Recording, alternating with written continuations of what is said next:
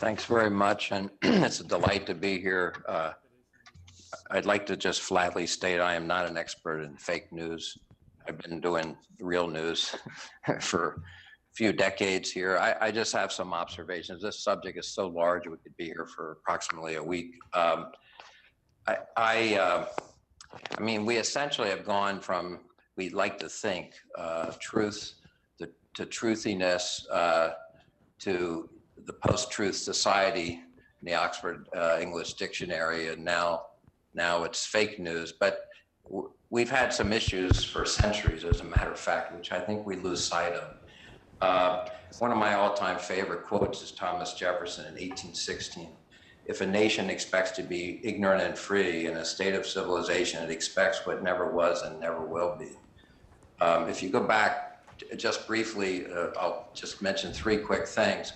If you go back to World War I, we had the Committee on Public Information giving speeches all over America about the need for the US to intervene in World War I. And it was unabashed propaganda, 75,000 daily talks about that, I mean, throughout the year. And of course, we entered the war. Whether we should have, I'm not getting into, but were we trying to convince? The answer is yes. The office of, in World War II, we had 100,000 folks proselytizing about World War II on behalf of the US. And then we had the Office of Strategic Influence. Does anyone remember this? From the Donald Rumsfeld era in the Iraq War, where we were doing black propaganda, deliberately misleading information being put out all over the Mideast about what we were doing vis-a-vis Iraq. So the ironies here of us feeling victimized by fake news, for me at least, is pretty thick, and I'm fascinated by it. As a person who has done things with documents and data and actual primary records, like many of us here, both sides, scholarly and the journalistic, I just want to just mention that, as I'm saying, that this has been happening for many, many years, and fake news is the latest phrase for it. And but journalists, when you increase the number of folks who are spinning information by a factor of 5 to 1, in 1960, the number of journalists and public relations people working for governments and others was 1 to 1. Now it's 5 to 1. And the number of journalists, commercial journalists, is half today what it was 20 years ago in the United States alone. When you see those averages and you see what's occurring throughout the world, this is also happening in Europe. It's also happening in Canada. It's been happening in Japan, the oldest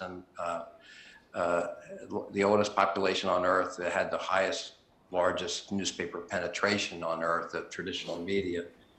All of them have seen drastic drops in news consumption. That is irrespective of this. I'm just trying to frame today's conversation about fake news because this is what we're calling it today. And this issue of the lack of awareness by the public about issues of our time it's been a serious problem for a very, very long time. This is the latest wrinkle. Is it disturbing? Of course, it's incredibly disturbing. And I think journalists themselves are at a loss. We're talking about all of the various things we're going to get into about moderating content and what's real and what isn't real, and that's going to come up, and that'll be most of probably what we talk about. But most journalists don't view themselves as content mediation experts. Well, they are in a way. They are going through thousands of pieces of information and deciding what to report that day and what's going to be on the evening news, 6 stories out of the entire world. That's content mediation. And so how do we define this? Who does it? Who decides? Well, no one decides. Isn't that the point? I mean, we now, how many 7 or plus billion people on Earth, and how many trillion? I mean, the numbers are getting out of control. And so I think that the complication we all have is striving to find a standard for 200 plus countries and for information in all of these hundreds and I guess thousands of languages. that governments are going to perpetrate this. We're not unrelated to that problem ourselves, and there is not a single mediating influence that is able to do this.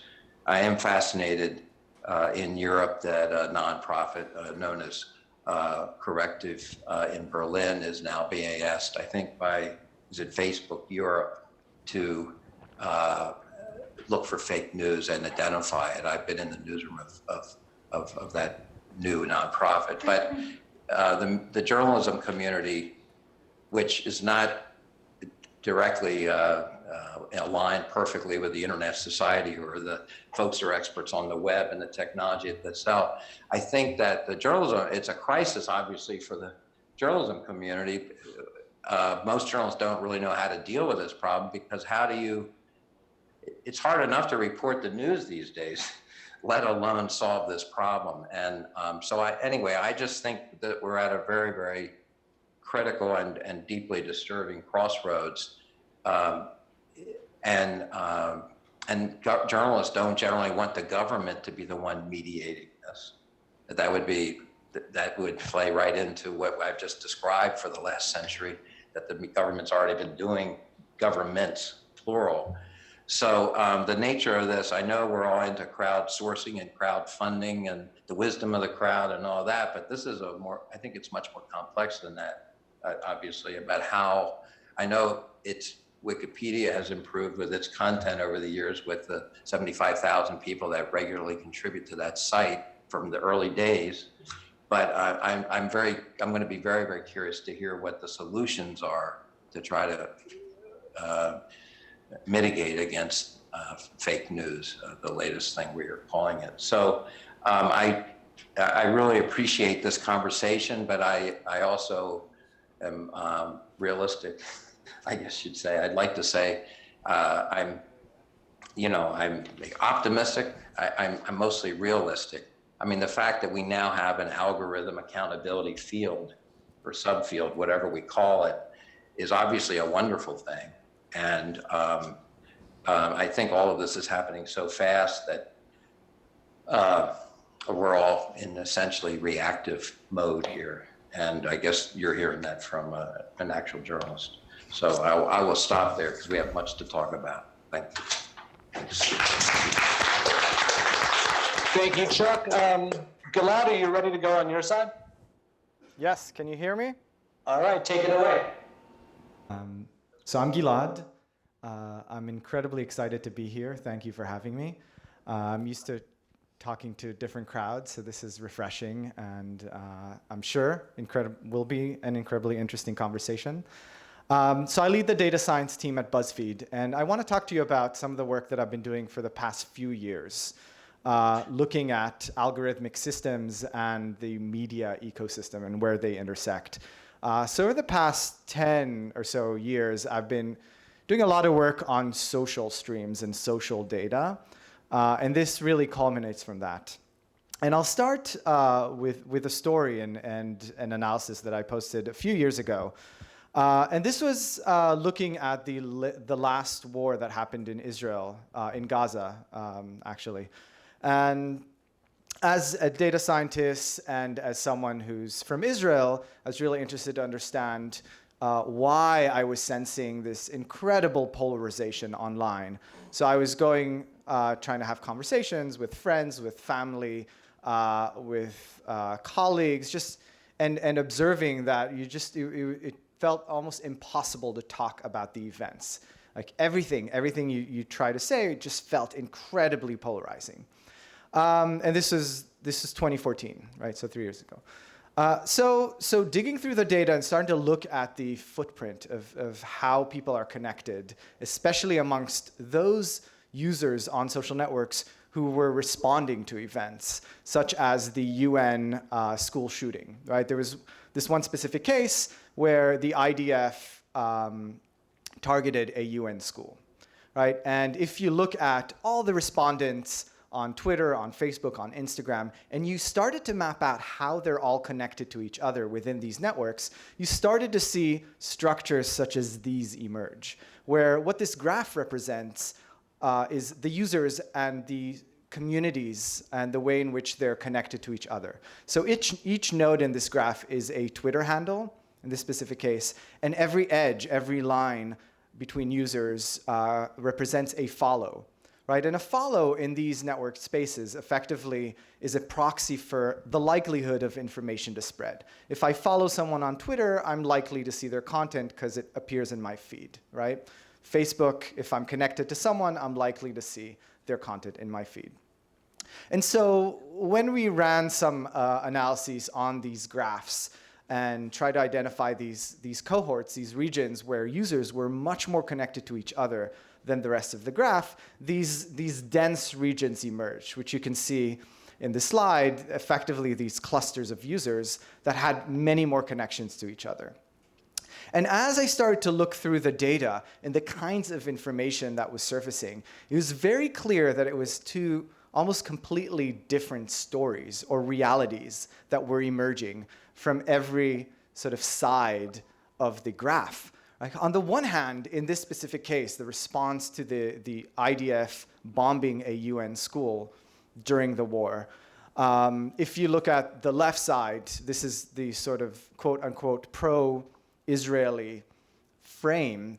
There was justification to why this happened. There were Hamas operatives right within the school, and that's why it was targeted. Right, so the lead of the story was sort of that piece of information. On the right hand of the graph, very different frame, talking about the civilians, the number of civilians who died from the shooting, not mentioning the Hamas operatives.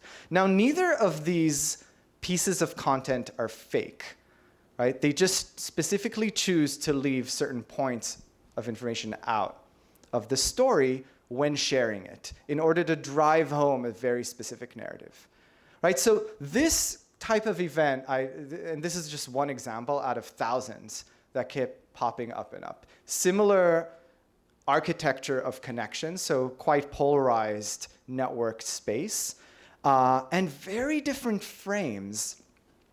And so your position in the network pretty much implied what kind of information you're likely to see and the kinds of stories and reality that was being constructed on your feed. And if we think of places like Facebook as the dominant place where people are consuming their news, especially younger folks, there's a problem.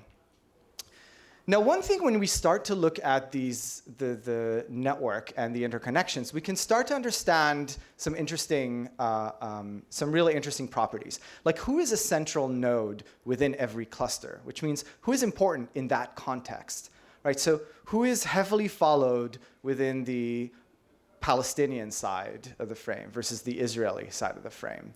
And then who effectively can bridge or has the highest likelihood to bridge across this incredibly polarized space, right? In this case, it was interesting and not surprising to see Haaretz almost in the middle, which effectively means that the fairly liberal publication in Israel that also publishes in English as well as in Hebrew has a lot of connections on both sides of the graph, and hence the highest likelihood to bridge the stories. And so why is this happening? And why are we seeing this polarization, this kind of polarization at all in these spaces? Well, a few phenomenons. And one is a well-studied phenomenon called homophily, well-studied by social scientists. And effectively what it means is we like people who are like us, right? We like to hang out with similar people in the physical world. We like to buy houses in neighborhoods where people who live in those neighborhoods are like us, right? We do it offline, we do it online as well, right? And there's little that we can do. There's some interventions that we can run, but this is a sort of a property of humans or society that is harder to intervene for.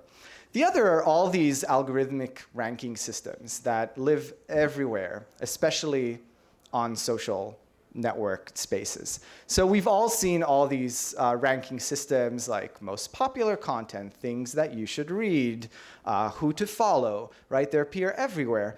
And many times there are systems in place that help recommend content for us. So a kind of a typical system that a data scientist would implement, I've implemented many of these systems, is the Amazon style, oh, people who bought this are also interested in this, right?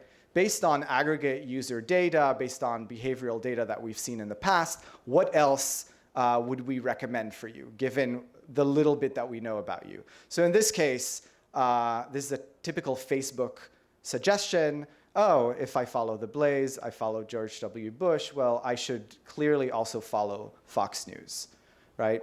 And this happens all the time, and it's a fairly dominant part of the user experience on social network spaces. You follow a new account, you instantly get recommendations for similar accounts. So in a way, these kinds of recommender systems, while they drive engagement, right, I'm much more likely to see content that aligns with my viewpoints, right, and confirms a lot of what I believe. It further drives me into that densely connected region. Here's a visualization of another event from Israel. And again, it goes to show how different frames of the same event spread within very specific cohorts of users. And at some point, they're connected through, in this case, it was Reuters reporting on the facts or the story, right? I'll let it play one more time.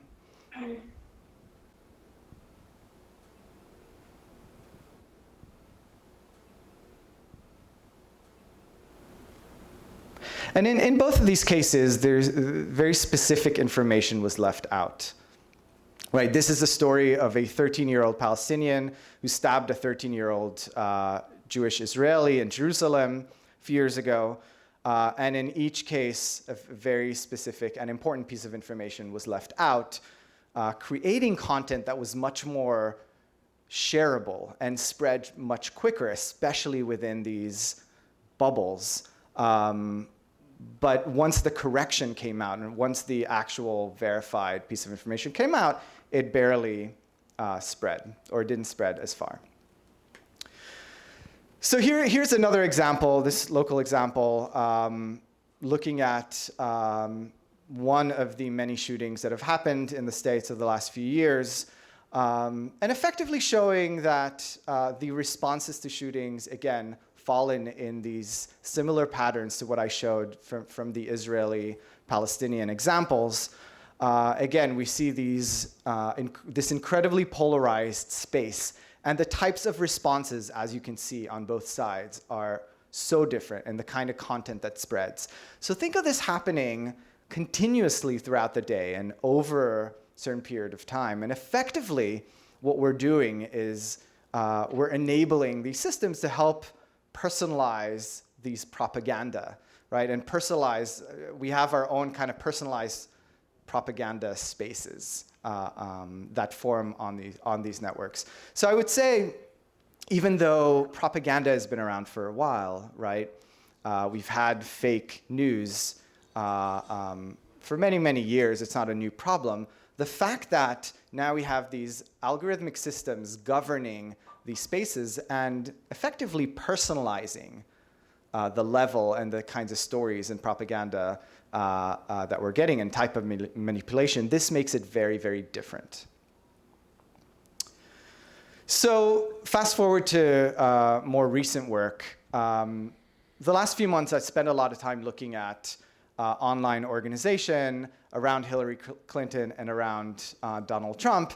And again, as someone who's been looking at these topics for many, many years, none of this is new. I've seen this over and over again. Many countries all over the world, a variety of elections, right? And it was clear that it will happen here as well. And I was also, to me, the focus on fake information was missing the point, where in many of these cases, yes, it's important to identify these fake pieces of content, but actually the more important problem, and also much harder problem, is to identify propaganda and agenda setting. And so I started to track Trump supporters and the community of folks who were pushing the Trump agenda online, on Facebook, on Twitter. And what you could see is very clearly these groups that were working well together, closely communicating, and effectively figuring out how to work through these systems and through these algorithmic systems. And what I mean is not only Facebook and the Facebook newsfeed, but also Google search, YouTube, right? Facebook trending topics, Twitter trending topics. And you can see over and over again ways in which coordination of this group that had a specific agenda and an awareness of the ways in which the algorithmic system operated gave them huge advantage. So to this day, if you search for Hillary's health on YouTube, you get some of the worst results you can imagine. If you do the same on Google, again, you'll see. So when you search Hillary's health, you'll get conspiracy theories at the top of the search results. So I would say also our focus on Facebook and fake news is problematic. Facebook is getting the majority of the heat right now. They're the most visible. And they're taking some steps. But if we want to think through this problem, we have to think of a more robust solution that will include other platforms where this is as important, if not more. Something that was interesting was once identified these groups, these network of users who were driving a specific agenda around Trump, and started to look at who these people are, who these accounts are. I don't know who they are, but I know who their pseudonyms and accounts are on social media. You could start to, and once you track that over time, you could start to understand what kind of agenda is being set. What are the hashtags that they're pushing? What kind of content are they distributing? What is today's video that everyone's kind of pointing to? And this was a view that I was looking at right after the first debate, the first presidential debate, where all of a sudden Trump had trended, Trump 1 had trended everywhere, and everyone was trying to figure out what was happening. If I looked at the cohort of Trump supporters within these networks, they were spreading this poll that was showing Trump on top, Trump leading the polls by 4 points, right? So this was their reality, right? Whereas if you were reading liberal content or embedded within the network, the liberal side of the network or the pro-Hillary side of the network, the polls that you were reading were, again, very, very different. So think of that. And so to close, I'd just like to highlight a few important points, and I'm very much looking forward to the rest of the discussion. When we're thinking about fake news, I think it's more important to talk about propaganda and manipulation as well. Within the conversation, and not only focus on one specific platform, but the ecosystem as a whole. And a few important points. There is true power embedded within one's network position. So not all Twitter handles are the same. Not all Facebook pages have equal power. Some, as you've seen in the initial graph, are much more central, right? Have much more power within a specific community, while others have much higher betweenness, right? They have this ability to bridge across communities. There's this notion of homophily confirmation bias that causes polarization in these spaces, right? But there are also these personalized algorithmic and ranking systems that are embedded everywhere we go to. Right, and with the public having very little awareness of the impact that these systems have.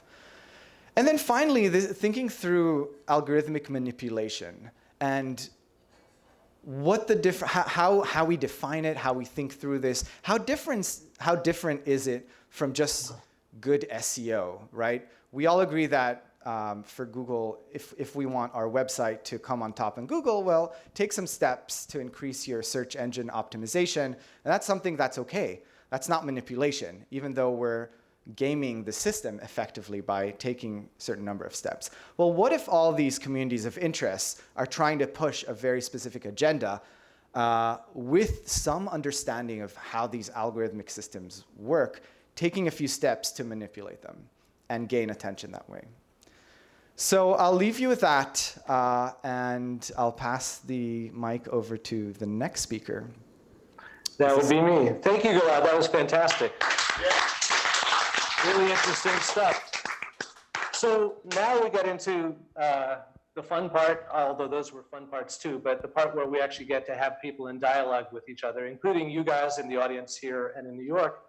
And just to begin things, it seems to me, we've all of us who have an interest in this subject have been following it since the election and before. And my impression as a media scholar and critic has been that there's been a lot of finger pointing. Everybody feels like there's been some hollowing out of the democratic process and some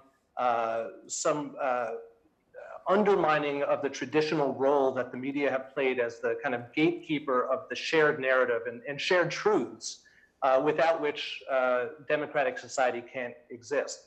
And there have been so many fingers pointed by so many parties in so many different directions. There are people who point to the algorithms being inherently biased. If you remember, prior to the election, there was a story about how Facebook was scrubbing right-wing perspectives from its trending newsfeed.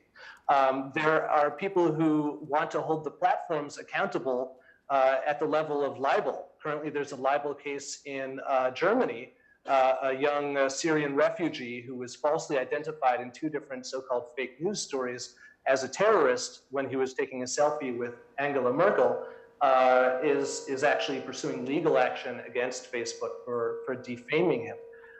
There are efforts to create laws. The Czech Republic, for instance, is looking at creating, sweeping new media laws that would govern, what kind of information can be shared on these platforms. There are efforts to do things at the community level, both technologically by creating browser plugins, for instance, that will fact check news articles and tweets as you read them, but also more kind of communal cultural approaches where people are being encouraged to call one another on their BS if they post a fake news story to their feeds. So there are all these different kind of solutions and weak points in the chain and liabilities being alleged from all corners to all others. But it seems to me that that's putting the horse before the carriage a little bit, right? Before we talk about solutions and before we talk about who's at fault, we actually need to understand what the problem is. And I think, just from these 2 introductory talks, it becomes very clear that when we talk about fake news, there's actually a whole complex of different interrelated, but fundamentally, conceptually different definitions of what the problem is at the heart of our democratic, self-governing, media-informed society. So to kick things off, I guess what I'd like is for each of the panelists to spend a minute or 2 talking about how they conceive of the problem with the capital P that we are here to address. And then after that, maybe we can talk about what kinds of solutions best match those problems. Why don't we begin with the crowd in New York? Shuli, do you want to kick it off? Sure, yeah, thank you. And thanks for framing it that way. I think the problem with a capital P, at least to the way that I can speak to it since I'm not a data scientist, is actually one of thinking about it as propaganda with a capital P. And I feel like this has been brought up a few times, which actually precedes technology, right? Like propaganda as has been pointed out by the 2 speakers, has been around for a long time. I think what's interesting is that we've gone, if I can just simplify it, we've gone from more centralized ways of communicating information to more distributed or decentralized ways, and now we're consolidating the gatekeepers. So what was traditional news media has kind of been blown apart, and now we have platforms that are much more consolidated, like Google or Facebook, that can then amplify a signal, right? But the problem is that propaganda is a human error, or whatever you want to call it. It's a human trait that we, propaganda basically takes, okay, can you hear me? Sorry, I sort of went off on a rant. Propaganda basically speaks to people's pain points, to their emotions in a very simplified sentence. So you'll take what is someone is feeling emotionally and explain it in a sentence, and they really gravitate towards it. And it doesn't have to be the truth. It hasn't been that way for a long time. What's interesting, and I think part of the problem, is that in this sort of distributed way of reaching people, the contagion with which propaganda spreads is much faster and much more diverse, and crowds can form in the most unlikely of places. So they don't have to be physical locations anymore. It can just be in echo chambers. So I think that that's the way I see the problem, much more than, you know, what is fake news. It's more, how is this contagion spreading and where is it spreading from? So I'll just leave it at that. So an epidemiological perspective, really. Yes. The vectors of transmission are much faster and widespread than they used to be. So yes, and powerful and much more contagious. So how do you pinpoint what truth is or post-truth is? You can just kind of, you know, it can't even be based on something that really happened. Like someone can take a picture of something, but then sort of mislabel it. And that can spread in a whole trajectory that wasn't even intended or was intended, So Harry, next to you, is actually an editor at a major daily newspaper. And, you know, you're faced with all kinds of problems that didn't exist for editors 5 years ago. You know, last week, there were these explosive revelations about the dossier that had been compiled by the intelligence community on Donald Trump. And first, CNN published what I think most journalism scholars would consider was a very kind of cautious description of you know, the communication of the contents of these unverified dossiers to President Obama and President-elect Trump. And then BuzzFeed, you know, the employer of Gilad, you know, went ahead and kind of did a data dump of the files and, you know, emphasizing, again, in a way that most of us would consider responsible, that they were unverified, but allowed the readership base to make sense of them themselves. And then, you know, out of the gate, Donald Trump goes and accuses CNN of being fake news, which is an accusation he levied against NBC earlier today. So these kinds of, you know, mainstream bastions of centrist apparatchik journalism are now being accused of being like on par with Macedonian teenagers talking about alien invasions and you know, how do you as an editor, you know, on the one hand, if you let BuzzFeed get the scoop, you risk, you know, losing your relevance to your readership. On the other hand, if you you know, publish anything that's not triple verified and friendly to the administration, you're going to get called out and be accused of being a fake news peddler and maybe banished from the you know, the press corps. How do you deal with that as an editor? Well, I'm more of a staff writer, actually, you know, but the issue would remain the same, I think. And I mean, I think I have to. A lot of different publications have different missions on what exactly they're trying to accomplish and what sort of information they're trying to bring to their readers. I don't think the Christian Science Monitor would have touched this story on either end, simply because of the nature of who we are and who we've been for the past 100 years. But I don't know. I mean, these are really interesting and troubling questions. I mean, I'm not sure that I necessarily agree with what BuzzFeed did. I mean, I think CNN was on strong ethical ground and saying, you know, if the intelligence community presented a dossier to the president-elect that they were concerned, that certainly is news, but when you get into the details of what it is, I think that it's important for journalists to be discerning about explosive information like this. But I think part of what we're talking about here is that, you know, we're living in an era, a digital age in which this sort of information seems like it's going to get out there. It's going to get leaked. Somehow it's going to get leaked, and I think that. That's part of the problem. Yeah, I mean, I was sort of thinking about your earlier question too about what maybe the fundamental problem is, and I was thinking more of the idea of homophily and sort of, you know, the hubris in media that comes out of this, and. Yeah. The polarization is something that wow, I mean, how do we begin to address this? And I think in a crowd like this, what are we willing to do to try to even accommodate a worldview that many Trump supporters, that they have? I mean, does it merit any kind of respect whatsoever? And how do you take perhaps an epistemological humility to try to understand what people want in their lives, given kind of cultures that go way back. But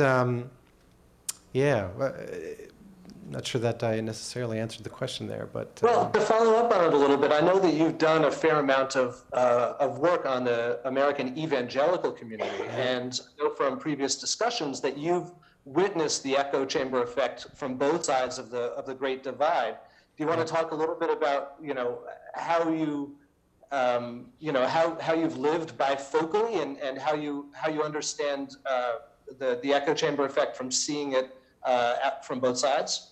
Yeah, I mean, maybe I'll make it a little bit personal. Part of stories are what sometimes drive us. But I mean, I come from that world, and sort of became the dark sheep that left it emphatically. And yet I see on my Facebook feed more than half of them, from the Midwest, and ardent Trump supporters, including the vast majority of my family, the vast majority of people that I grew up with, and then I'm the guy who left it all and moved to New York and became an agnostic writer, and people. And kind of stand in a position that is anathema to, my people. And, well, when I think about it, I think, I talked a lot with a Yale scholar named William Eskridge, who, 30 years ago was one of the first scholars to really lay out a legal case for gay marriage. And he's of the opinion now that perhaps allowing some room for exceptions, as many of them, not many of them, it's almost we see some of these laws about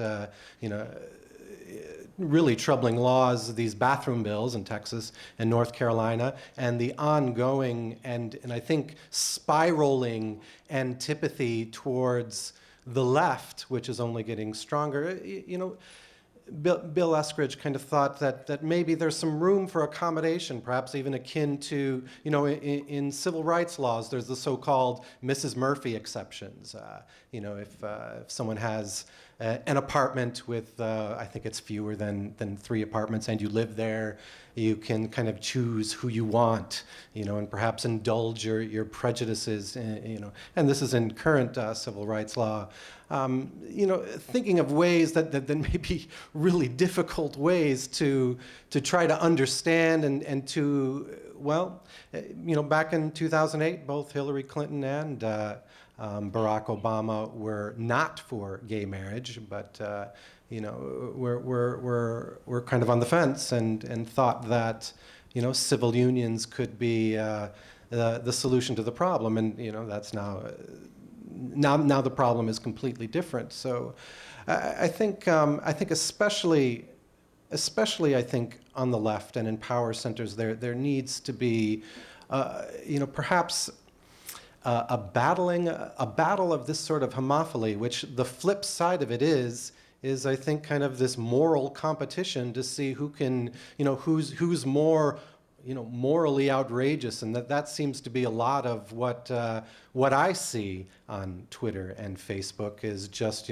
trying to see who's more morally horrendous, given 2 profoundly different worldviews, and I'm not sure if there's any answer to that if the goal is to the complete annihilation of the other side's worldview. I mean, in the end, we have to live together. We have to live together. And so how do we figure out how to do that? As a moral battle, almost a battle for the moral high ground through a battle over shaping the narrative. I think that's exactly right, and perhaps the correlate to homophily is a kind of otherization that can get really ugly really fast, and I think we're witnessing this on a broad scale, and it's frankly frightening. Andrew. Sure, let me turn my. Yeah, well, I'll give you a second by asking a question. But so you are primarily, dealing in the realm of litigation and policy and the legal frameworks that surround public expression. Do you see the problem as arising within that field? Have laws and policies simply not caught up with the realities of new communication networks, or is the problem bigger than that? The problem is much bigger, and the problem is not new. The problem's been around for a long time, and it's a societal problem, and it's a problem that the internet has accelerated, the way the internet has accelerated many other things. So that you understand my perspective, I tend to represent and advise platforms, technology platforms, online platforms, in areas where they actually align with the public.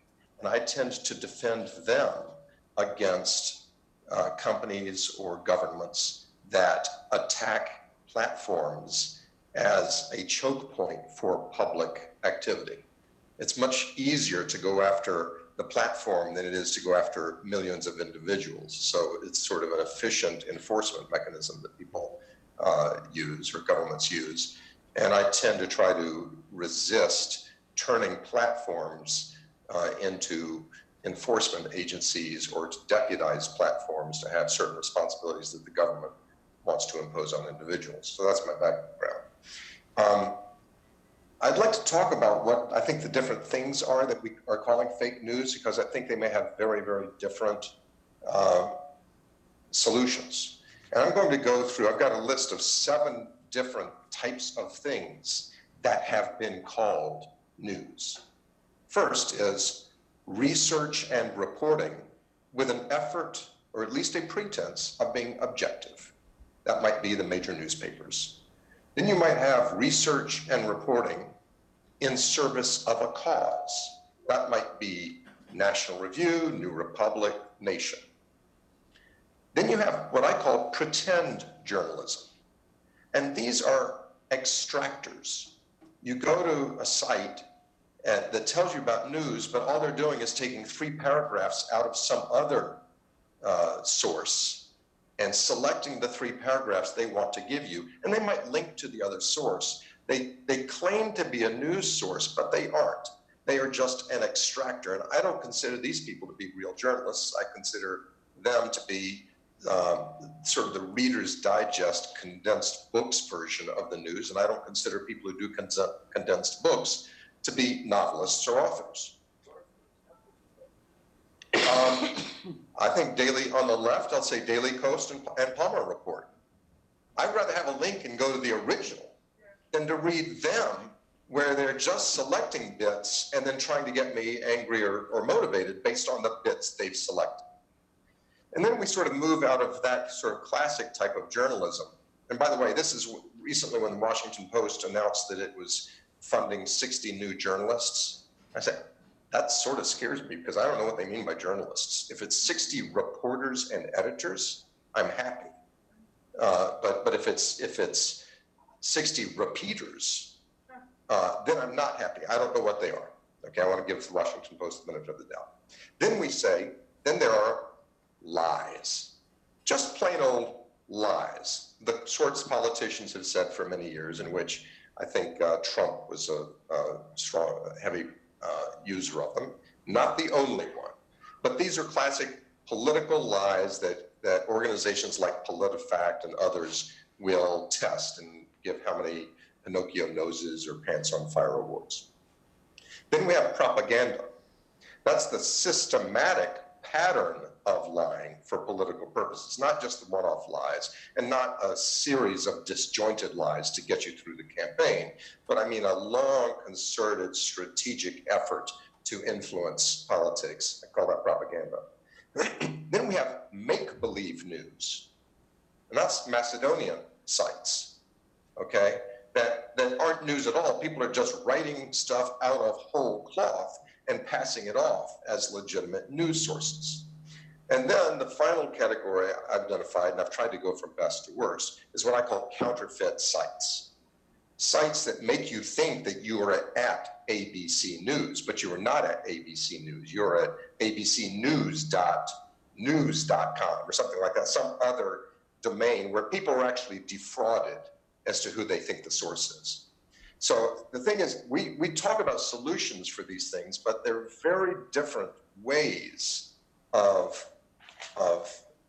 sort of identifying what the problems are with different solutions. I've spoken long enough, so I don't want to keep going, but I do have some ideas. Oh, okay. Then let me put some things out there and ask you if they're fake news or not. Evolution, global warming, the importance of low-fat diets, the importance of low-carb diets. I hear that Sadie had an affair with Bruce.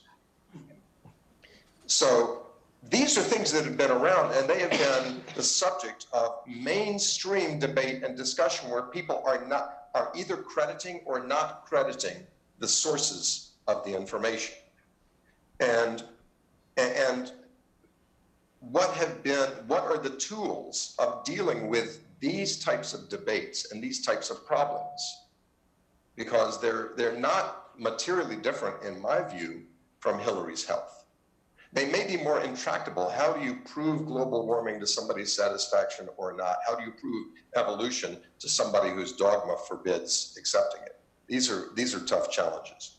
So what are some of the ways, the solutions that we bring to bear? This is the internet society, so we're all supposed to be geeky and supposed to have a technological solution to everything. Sorry, I don't buy it. What strikes me as interesting, by the way, algorithmic personalization. That's in other words, giving you what you want. It sort of reminds me of that lab experiment where, the rat keeps hitting the lever to get more food. These people are giving you what you want. And that's why you like it. And that's how they get advertising revenue. Is this different from gated communities?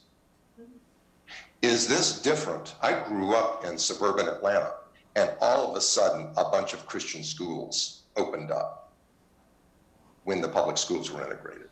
Now, I don't think this was a sudden revelation or epiphany about Christian belief. These were segregation academies where people could be with the people they liked and the people they felt like. This was homophily in school systems, in private school systems. What about gerrymandering? Isn't that a form of algorithmic manipulation? We're going to find a way to optimize for political concentration. So these things have been out there in society, in front of our eyes for years. They may or may not have been so computer mediated. They weren't so visible on a user interface on your PC, but these have been part of the development of this culture. So how do we fix it? One proposal I have heard, which I think is awful, is algorithmic transparency. We must hold platforms accountable by requiring them to tell us how they are ranking things. You know the problem with that? I thought you were sort of generous talking about search engine optimization. It's called gaming the system. If you make the algorithms transparent, then you have just delivered the tool for the worst abuses possible. I actually think we should look to algorithmic opacity and brand values of the organizations that are applying the algorithm. What reputation do they develop for the way they do the ranking? What about content moderation? Who's going to do the content moderation? The platform? Facebook's virtue is not to be a truth teller. That's not what it's competent to do. It's not sending researchers to go into the depths of archives to get the facts straight. Do we turn it over to a third party, like PolitiFact or whatever? But how do we know that third party is neutral? Who moderates the moderators, to paraphrase Cicero? And frankly, we know what moderation is. It's censorship. It's saying, I'm not letting something through. What I find interesting is that people sort of talk about the platforms as gatekeepers, as though they're keeping people out. I'm going to argue that the problem with the platforms as gatekeepers that most people, I think, perceive is that they're letting too many people in. It's that the long tail of the distribution of social views has been given more prominence, because if you search for that long tail, it will come up at the top of your search results. And there's some people who are bothered by who's being let into the search results. It's not that people are being kept out of the search results. So what are the offline methods for working on this? Number one, I'm sorry, I did classics as an undergraduate. That's my technical training for doing internet law, right? I think some historical education is important. We go back to the first historian of note in the Western world, Herodotus. He began his work by saying, this is the history of Herodotus of Halicarnassus. And the Greek word history doesn't mean mind-numbing recitation of dates and names. History means research. And when we teach history to our students, we should be teaching research skills, understanding sources, valuing them, and ascribing the appropriate level of authority to those sources. And that's a difficult challenge, because it's a societal challenge of fundamental education. Second, friends don't let friends spread fake news. I noted shortly before the election on my fairly liberal Facebook feed, somebody circulated, thank God, a post that said, hey, liberal friends, please don't cite these awful liberal sources of news. They're not healthy. And I thought that was an appropriate response.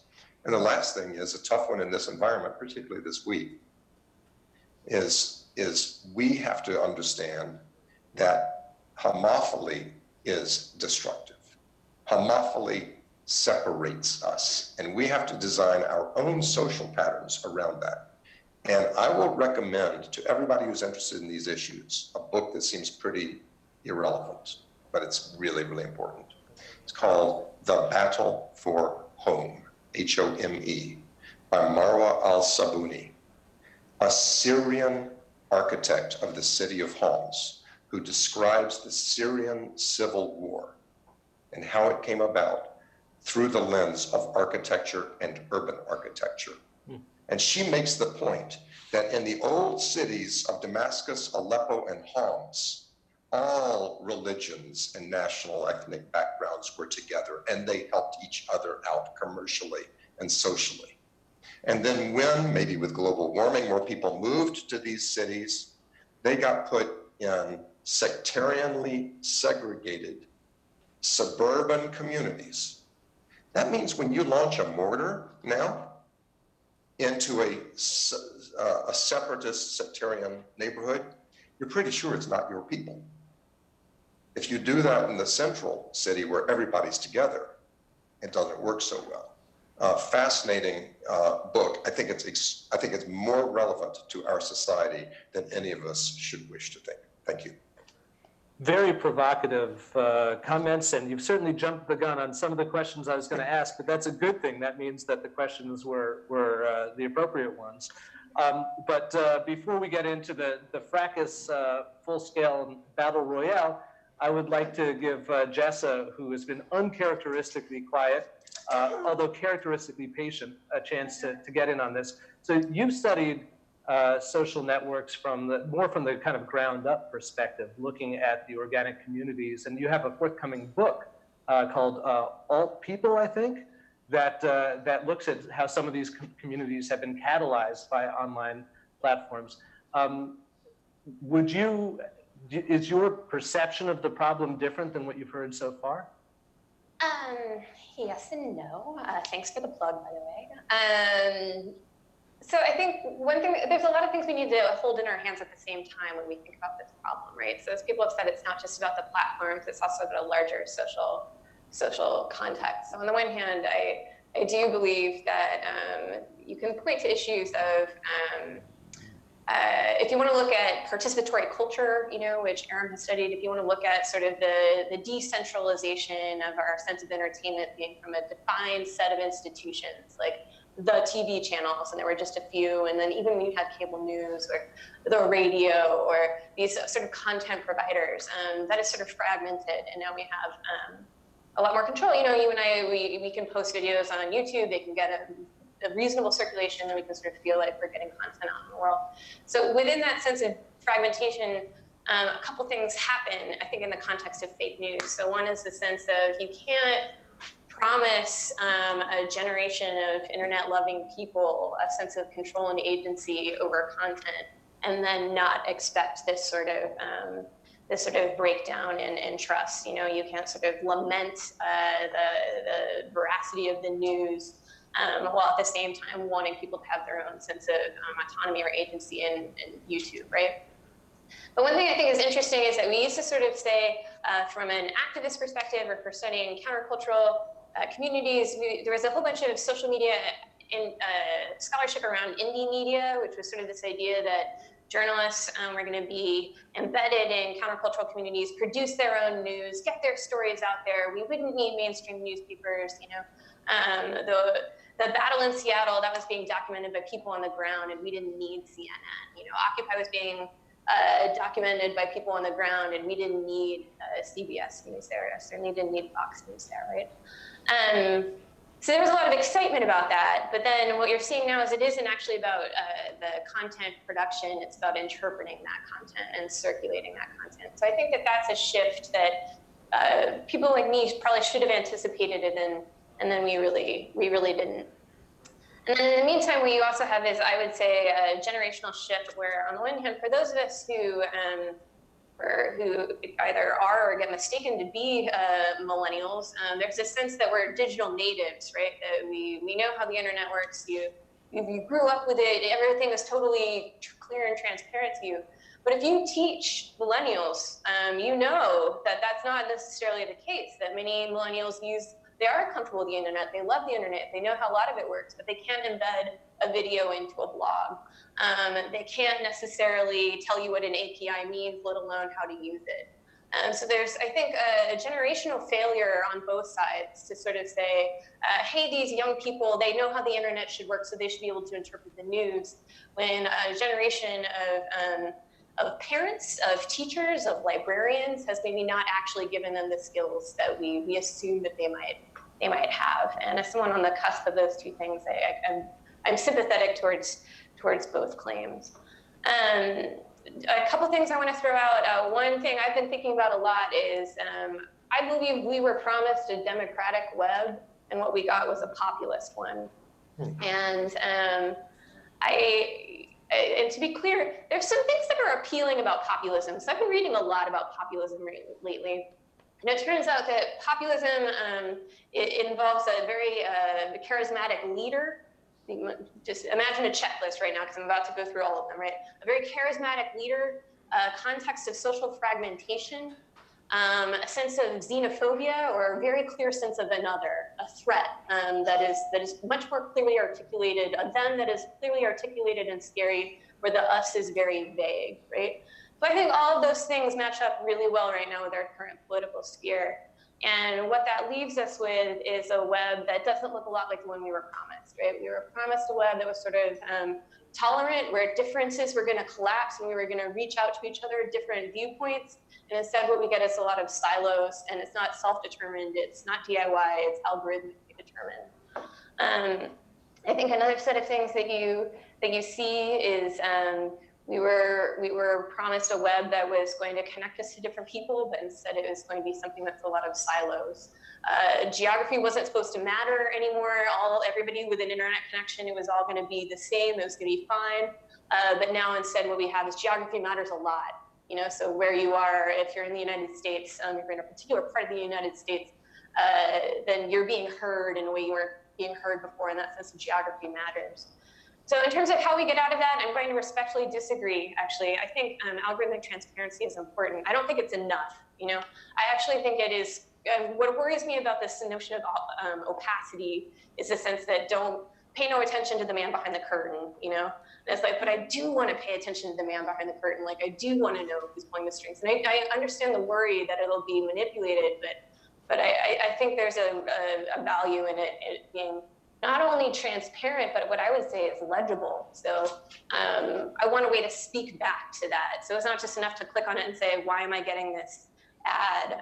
So for example, Trump has apparently had a lot of problems getting enough people to the inauguration. So if you're over the age of 27 and in New York and on Facebook, you got an ad this week that was like, would you like to come to the Trump election? And you can press a button that says, why did I get this ad? And it's because you're 27 and you live in New York, you know? Yeah, see? So, but we need more than that. We need more than that tiny little thing that says, why did I get this ad and where is it coming from? We need to be able to sort of speak back to that chain that goes all the way up. So that's the kind of transparency and legibility that I want. So I think things like that, a greater emphasis on education, since that we not only I guess, so I'll close on a hopeful note.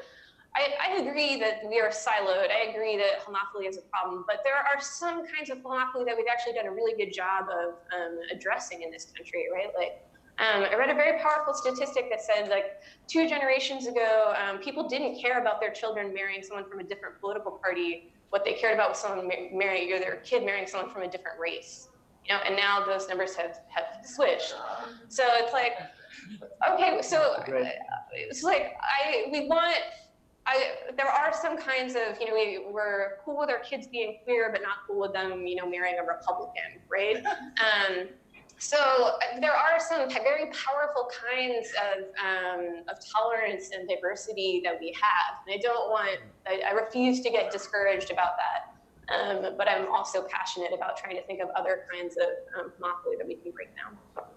Great answers. Okay, so I'll ask one more question, which we can kind of consider a melee question. Anyone jump in and feel free to dispute, augment, prolong, extend, what have you. But in the meantime, as people are talking, if there's anyone in the audience in New York or here in Washington, D.C. who wants to throw in a question, that's the mic. Dave, did you want to tuck one in right now? I've talked enough. You can say your piece. This question is a riff off of things Andrew and Jessa said. And after Andrew responds, I would really be honored if Gilad would jump on that.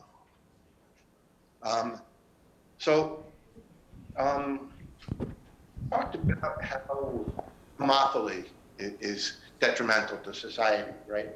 But if platforms and their algorithms exacerbate homophily to maximize ad views, then it has the side effect of reinforcing climate denial or fake news to the point where people show up at pizza places with guns. Do platforms have a responsibility? Do your clients have any responsibility there? Well, let me make clear, I'm certainly not here speaking for any platform. I'm not representing it. No, I think they aren't. I think that, well, it depends on what you mean by responsible. I think that platforms develop reputations for organizing their information in particular ways. And I think those reputations determine how they are evaluated and viewed and how people use them. And so people will value different platforms for different things. When I'm looking for news, I may look for 30-second breaking news on Twitter, not on Facebook. But I might look on Facebook for a different type of news from what I'm getting on Twitter. And the question is, if I want to know what is out there, then these platforms are the best way to do it. And probably the most successful way for me to navigate. They're the tools I know best, and I use different tools differently. I was working with Syrian refugees up in northern Greece, and there was a rumor that the camp we were going to had a TB outbreak. I felt better searching Twitter every which way on all the terms relating to TB in that camp, because figuring if it were there, somebody would have put something on Twitter in the previous 30 minutes, and I might know about it. So, what's their responsibility supposed to be? How do they write an algorithm that allows me to use their platform the way I want to use their platform. And I should be the one determining how I use their platform, rather than the platform having to answer to somebody else about how I use the platform. Is there a social responsibility not to? Mike. Yes.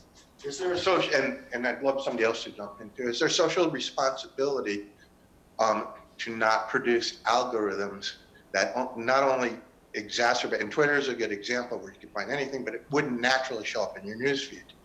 My newsfeed is going to send me things it thinks I like. I'm not really going to see, things on climate science denial. Hold on, because the algorithm is tailored to show me things that it thinks I'm going to like and click on, so I will look at more ads, right? But to the point where that exacerbates homophily, right? And to the point where people game that to spread, and the bad guys game that to spread dangerous untruths that lead to violence. What are the fixes? What is society's interest in that? And I would love, after you respond, I would love it if somebody else, if Gilad would also weigh in on this. Well, let's be clear. The New York Times has an algorithm. The Washington Post has an algorithm. It's not an interactive algorithm that might change the content of articles based on my pattern, but it decides what its general readership wants to read. Now what we're talking about is algorithmic personalization. They have writers and editors. They have writers and editors. They have content moderation. But it's a more human version of determining what they want to present in response to what they think their audience wants. It's fundamentally the same thing. It's coarser. It's not as granular as personalized algorithms. But the point is, the way for me to determine what I see is to click or not click on certain things. That's generally what feeds into the algorithm. The algorithm generally responds to an individual's pattern of clicks. Now, what we should do perhaps is have the government, rather than regulating a platform, you must do this, must not do this, maybe the government should just send a letter to everybody saying, don't just click on things you like. And that's not, I'm not proposing that as a solution. But I think that it's to use a Republican phrase, it's sort of a nanny state kind of approach to say that we have to have, and I'm not a Republican, by the way, far from it, used to be. Rather than having the government sort of say, or the legal system say, you need to keep people from seeing stuff that they like too much, I think that there have to be better solutions that respect people going to find what they want and having let algorithms respond to that. Can I jump in real fast, which is just to put out there, the Association for Computing Machinery, actually, which is one of the most well-respected computer science organizations that we have internationally, they just released a code of ethics for the production of algorithms. And so I think that it was interesting to see that was happening this week. I bring it up because I think it's important to note that the New York Times doesn't have one algorithm, they have many algorithms. So Google doesn't have one algorithm, they have many algorithms. Most of those algorithms are so complex that not one person, there's no single one person who understands how they work, right? So when we're thinking about critiquing them, we can't sort of, we have to be mindful of how complex these things are. And then I am relieved to know that associations who actually understand algorithms much better than most of us in this room are weighing in, a little bit late, but it's here on what ethical algorithms look like. I just want to clarify, when I was talking about the New York Times algorithm, I was saying it has a very simple algorithm for what it prints in its paper edition. That's still an algorithm. Yes. It's very coarse because they have to, maybe they have a New York edition and an international. That word is starting to bear a lot of weight, right? Like we're using it all of the time now for things that maybe it wasn't originally intended. Gilad, I didn't know if you want to jump in on that. Yeah, I mean, I super supportive of what Jessa been saying. These are algorithmic systems, right? And in most cases, many cases, it's not. There isn't one person that knows exactly what's going on across the whole system. Take Google search, right? And biased results for certain terms. There's an A person that could maybe explain exactly why we're seeing the results that we're seeing about Hillary's health. Right, so instead of focusing on specific algorithms, there's also a growing kind of research group and focus on what's called fairness and transparency in machine learning, FAT-ML. So these are a group of researchers and scholars that are publishing more and more content on best practices and understanding of bias within machine learning driven algorithmic systems. So that's a very exciting discipline. And I would say also, I think instead of, I agree that the focus on transparency is problematic. We gain nothing by showing our code or talking about the algorithmic system that we chose to implement, but rather figuring out forms of accountability to bring check to power, to sort of check the boundaries of these algorithmic systems, to constantly push inputs and verify outputs, right? There are many methods that are being developed that could hold these systems accountable. And so having a better understanding and developing those practices within third parties especially. I mean, if we have third-party system to track traffic, for example, like Nielsen Comscore, can we have these third-party systems that are not biased and help us understand bias within algorithmic systems? And then lastly, I would say, I think someone had mentioned that there's intent, you go to read certain news in certain places.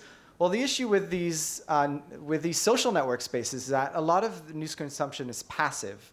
You don't go to Facebook to read news. You go to Facebook to hang out with your friends, and you see a lot of news, right? And friends don't share fake news. That's completely false. Friends share stuff on Facebook, and many times they don't even read the content. Like, that's proven, right? They don't even click onto the article itself. They see a title that they're moved by, and they choose to share it or to heart it or to like it. And if you heart something or like something on Facebook, it is more likely to appear on other people's feeds, right? So there are all these signals in ways in which people interact with content semi-passively and in a very lightweight way manner that affect these systems.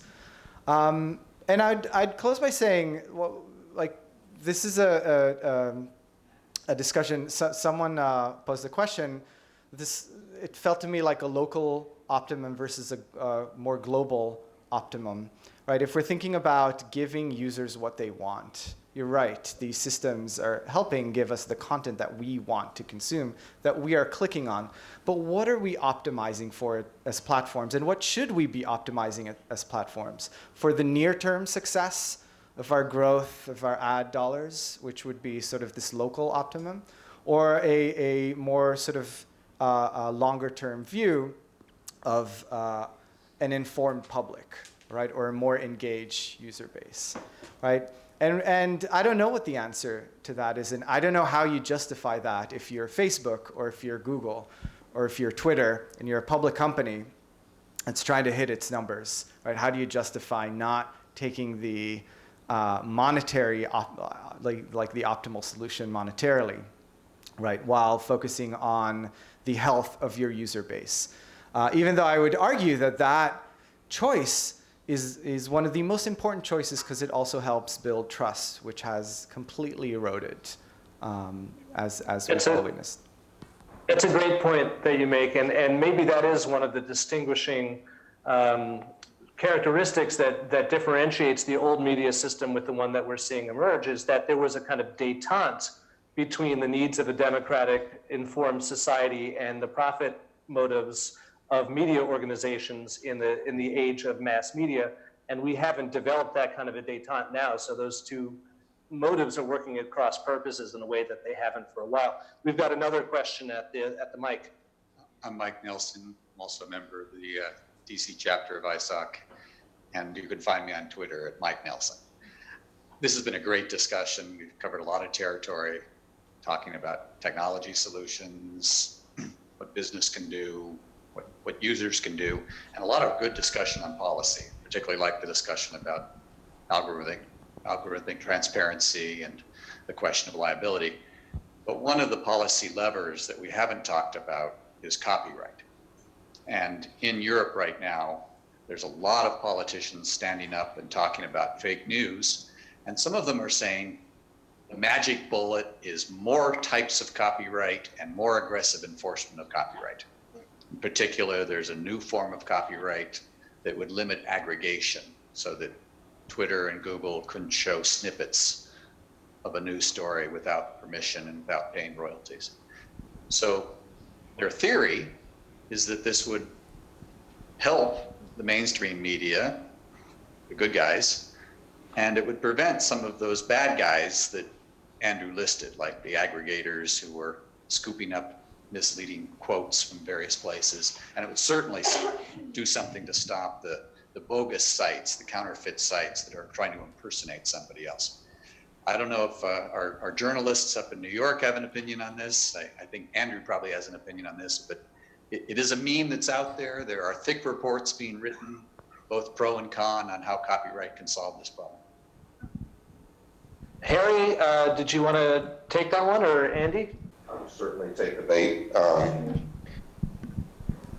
I actually defended and won a major case for Google when it was sued on the grounds that image search was just a piracy machine and it should not be allowed to index websites around the web.